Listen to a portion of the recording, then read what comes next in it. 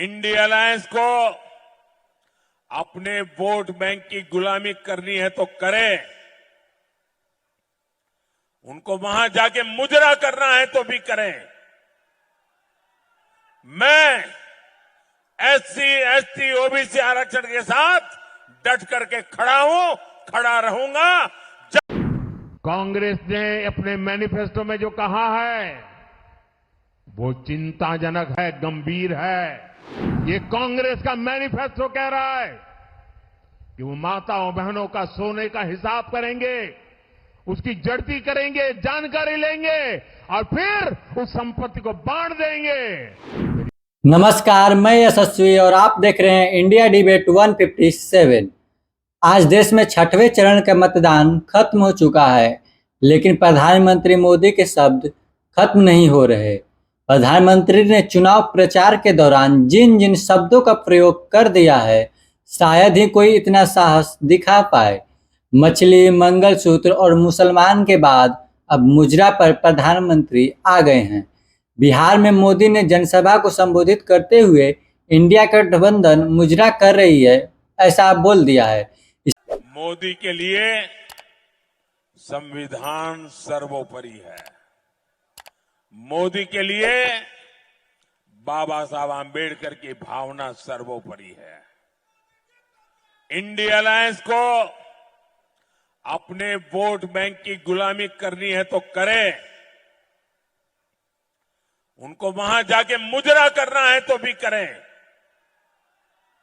मैं SC, ST, OBC आरक्षण के साथ डट करके खड़ा हूं, खड़ा रहूंगा।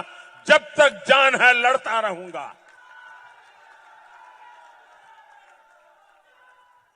साथियों, गरीब का ये बेटा जानता है कि जब किसी का हक छीनता है, जब किसी को उसका हक नहीं मिलता तो उस पर क्या बीतती है। इसलिए मोदी ने गरीब को उसका हक दिया है।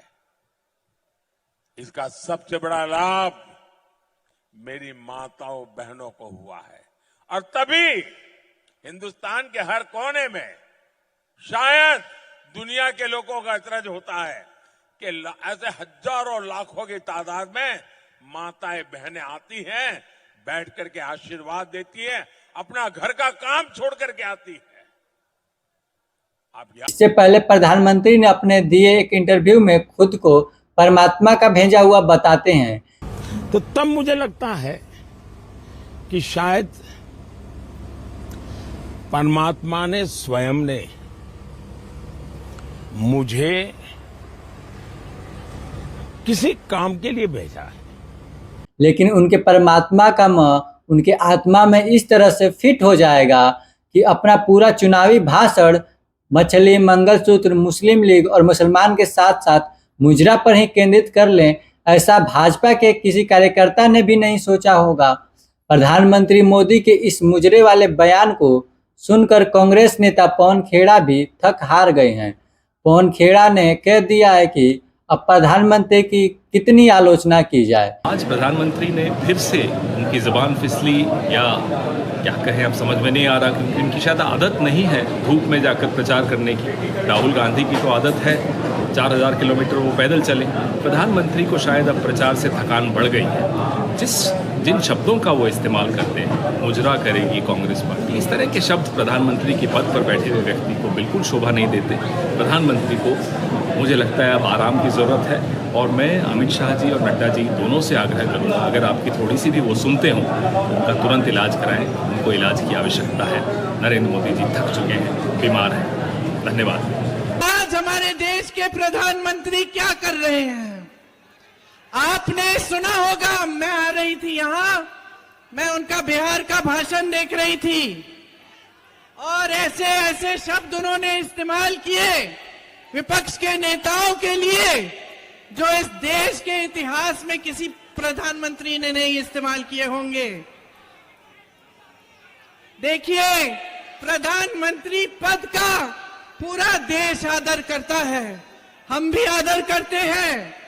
आपकी आस्था, आपकी आशाएं मोदी जी से एक समय में जुड़ी हुई थी।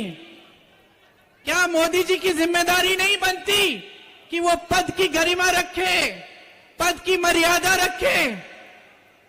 आज जिस जिस तरह से वो बोल रहे हैं, अफसोस की बात यह है बहनों और भाइयों कि इनकी असलियत दिखाई देने लगी है। और मैं मोदी जी को कहना चाहती हूं कि मोदी जी, आप देश के प्रधानमंत्री हैं, इतनी भी अपनी असलियत मत दिखाइए। आपने देश को कहा है कि देश आपका परिवार है, परिवार समान है। परिवार का जो मुखिया होता है हमेशा परिवार के सदस्यों के प्रति और परिवार के सदस्यों के उनके प्रति एक आंखों की शर्म होती है, वो नहीं खोनी चाहिए, वो हमेशा रखनी चाहिए। तो प्रधानमंत्री जी बौखलाहट में आ गए हैं, भूल गए हैं कि वो देश के प्रतिनिधि हैं, आपके प्रतिनिधि हैं, कि इस तरह के शब्द उनके मुंह से नहीं निकलने चाहिए। आखिर आगे वाली पीढ़ियां क्या कहेंगी कि ये हमारे प्रधानमंत्री के पद को इतना गिरा चुके हैं, पद की मर्यादा नहीं रखी, पद की गरिमा नहीं रखी। इससे पहले आपने प्रधानमंत्री की मंगलसूत्र, मुसलमान और मछली वाले भाषण तो सुन ही लिया होगा। कांग्रेस ने अपने मैनिफेस्टो में जो कहा है वो चिंताजनक है, गंभीर है। ये कांग्रेस का मैनिफेस्टो कह रहा है कि वो माताओं बहनों का सोने का हिसाब करेंगे, उसकी जड़ती करेंगे, जानकारी लेंगे और फिर उस संपत्ति को बांट देंगे। मेरी माताओं बहनों, ये आपका मंगलसूत्र भी बचने नहीं देंगे, यहां तक जाएंगे, मैं कहने आया हूं। भाइयों बहनों, इन दिनों जो लोग कांग्रेस छोड़कर के बाहर निकले हैं वे एक बात बड़ी गंभीरता से बताते हैं। वो सारे लोग कह रहे हैं कि कांग्रेस अब कांग्रेस नहीं रही है, अब कांग्रेस अर्बन नक्सलों के कब्जे में चली गई है, कांग्रेस अब वामपंथियों के चंगुल में फंसी हुई है। तो हमारे एक मित्र ने उनको पूछा कि आप ये कैसे कहते हैं? तो उन्होंने कहा उनका मैनिफेस्टो देख लीजिए, इस बार का कांग्रेस का मैनिफेस्टो देख लीजिए। कांग्रेस ने अपने मैनिफेस्टो में जो कहा है वो चिंताजनक है, गंभीर है और ये माओवाद की सोच को धरती पर उतारने की उनकी कोशिश है। उन्होंने कहा है कि अगर कांग्रेस की सरकार बनेगी तो हरेक की प्रॉपर्टी का सर्वे किया जाएगा, हमारी बहनों के पास सोना कितना है उसकी जांच की जाएगी, उसका हिसाब लगाया जाएगा, हमारे आदिवासी परिवारों में चांदी होती है, सिल्वर कितना है उसका हिसाब लगाया जाएगा, सरकारी मुलाजिमों के पास कितना जगह है, क्या है, पैसे कहाँ है, नौकरी कहाँ है, उसकी जांच की जाएगी। इतना ही नहीं, आगे क्या कहा है, ये जो गोल्ड है बहनों का और जो संपत्ति है ये सबको समान रूप से वितरित कर दी जाएगी। क्या ये आपको मंजूर है? क्या आपकी संपत्ति सरकार को हड़पने का अधिकार है? क्या आपकी संपत्ति को, आपने मेहनत करके कमाई हुई संपत्ति को सरकार को ऐंठने का अधिकार है? क्या उस संपत्ति को मेरी माताओं बहनों की जिंदगी में सोना वो सिर्फ शो करने के लिए नहीं होता है, उसके स्वाभिमान से जुड़ा हुआ है।